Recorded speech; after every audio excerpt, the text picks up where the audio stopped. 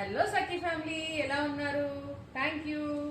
ఈరోజు cotton series లో next variety చూపిస్తున్నాను, చూద్దామా? ఇది కోటా ఫ్యాబ్రిక్ అండి. కోటా కాటన్. ఇది బ్రీతబుల్ మెటీరియల్, సమ్మర్ లో మీకు చాలా యూజ్ అవుతుంది.